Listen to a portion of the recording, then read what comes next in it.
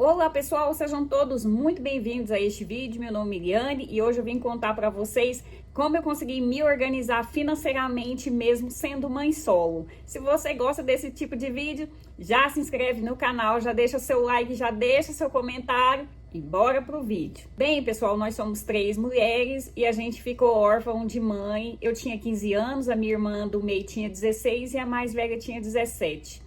Aí, desde esse tempo, começou, né, a nossa luta para a gente se organizar, porque o nosso apoio era ela. Então, a gente perdeu ela.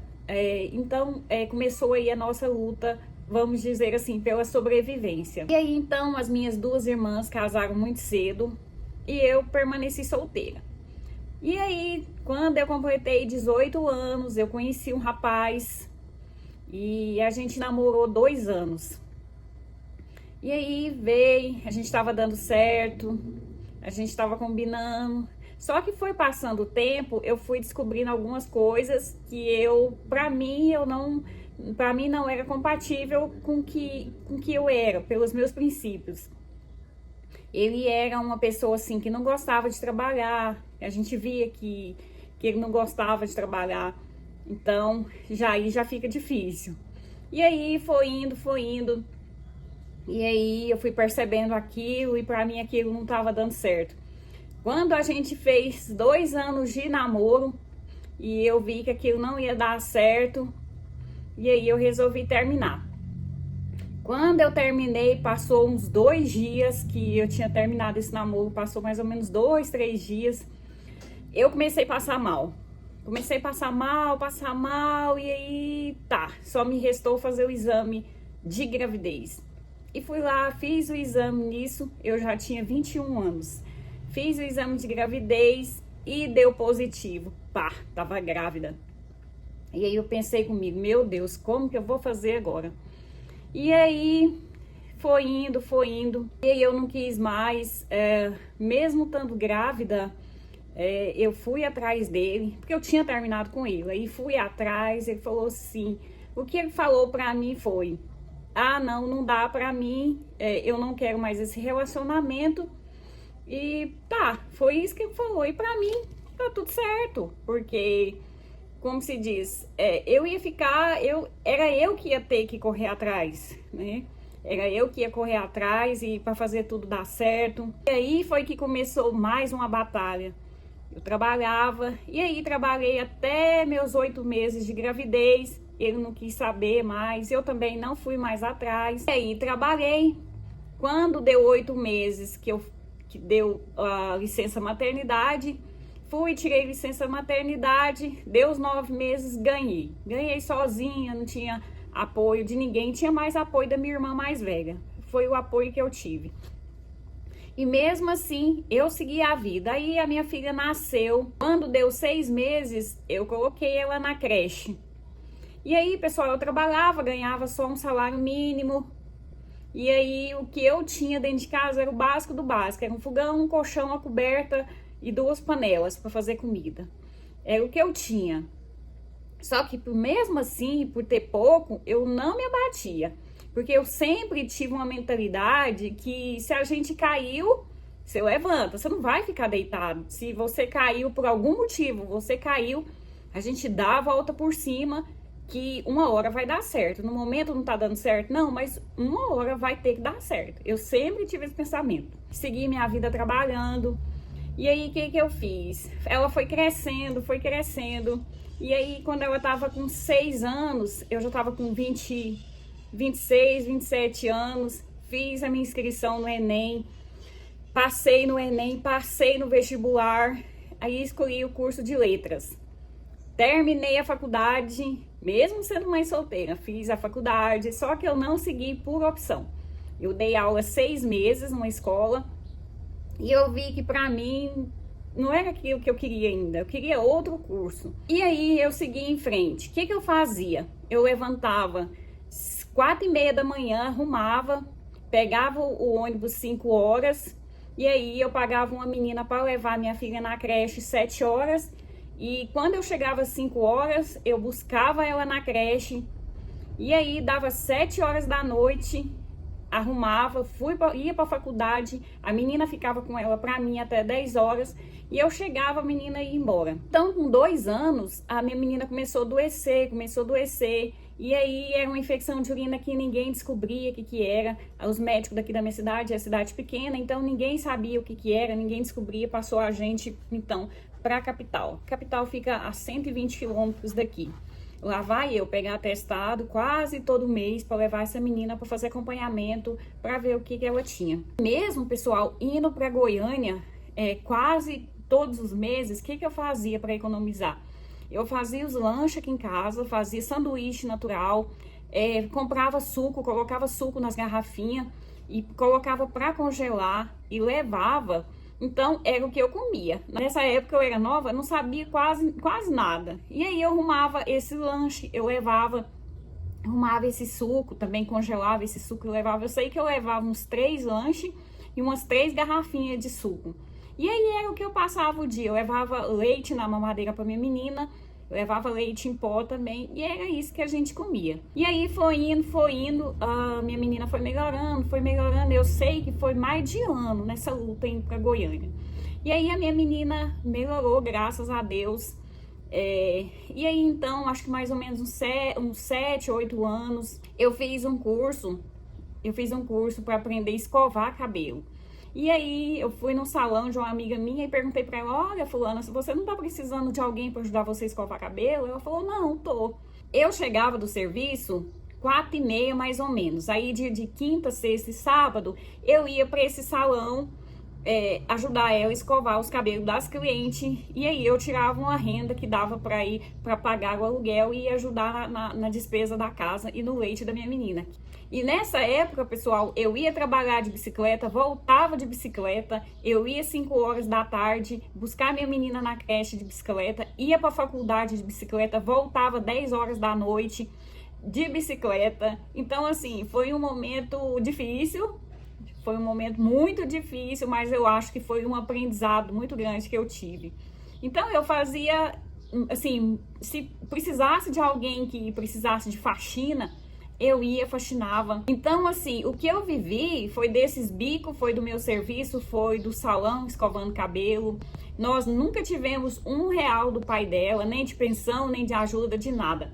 Mas aí vocês vão falar assim: ah, mas você não foi atrás, foi na justiça? Sim, eu fui na justiça, só porque eu acabei não conseguindo. Por quê? Ele chegava lá, até uma vez um juiz marcou uma audiência e ele compareceu e o juiz pediu para ele pagar, só que ele falou que estava desempregado, que não achava emprego de jeito nenhum, então acabou que ele nunca pagou pensão. E aí a gente começou a receber também o Bolsa Família. Eu acho que na época o Bolsa Família não dava nem R$150. Então, eu arrumava vários jeitos de economizar. Eu levava esses lanches, eu comprava roupa, eu passava até 2 anos. Na verdade, eu passei 2 anos, até hoje eu passo 2 anos sem comprar uma roupa. Quando eu resolvia comprar, eu comprava no brechó, porque aqui na minha cidade, as roupas de brechó aqui é R$2, R$4.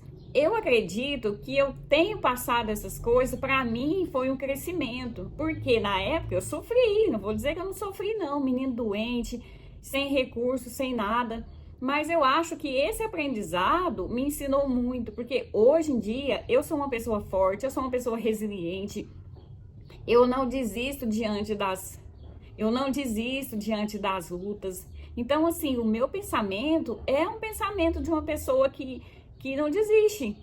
Eu acho assim que tudo vai dar certo. Então eu não sou uma pessoa que desiste fácil diante das dificuldades, sabe? Às vezes a gente pensa assim: nossa, mas eu sofri demais. Porque tem gente que quando passa por uma dificuldade já entra em depressão, já entra em desespero, já desiste da vida, já causa um mal à própria vida. Então, assim, eu passei momentos difíceis, mas eu acredito que esse momento foi me fez crescer profissionalmente, me fez crescer como pessoa. Então, hoje em dia, é muito difícil eu desistir diante de uma dificuldade. Então, eu fiz muitas coisas, eu fiz faxina, fui para esse salão, economizei em comida. Comida, eu comprava, assim, um tomate, uma batatinha, um macarrão. Então, assim, tudo era praticamente uma coisa. Aí acabava, eu ia lá e comprava mais. Então, hoje eu sou recepcionista de hotel, trabalho no CLT, ganho um salário mínimo do mesmo jeito. E nas minhas horas vagas, à tarde, quando eu chego, eu trabalho com tráfego pago. Então, já é uma rendinha a mais. Então, a minha filha nunca, eu não vou falar que foi mil maravilhas, que não foi. Ela ficou doente várias vezes e precisava de dinheiro e não tinha. Então, não foi uma mil maravilhas, não foi. Mas eu acho que a minha resiliência, de eu não ter desistido, eu acho que para mim foi o que me ajudou no meu crescimento como pessoa. Então, pessoal, ser mãe solo não é fácil. Não é fácil. Eu lembro que tinha vez que eu desesperava também, sabe? A gente não vai ser aquela pessoa forte o tempo todo diante das dificuldades. Teve dia que eu desabei, só porque, como eu falei pra vocês, eu não ficava no chão. Às vezes eu passava a noite mal, de ficar pensando, sendo que minha filha não tinha ajuda de ninguém, só a minha.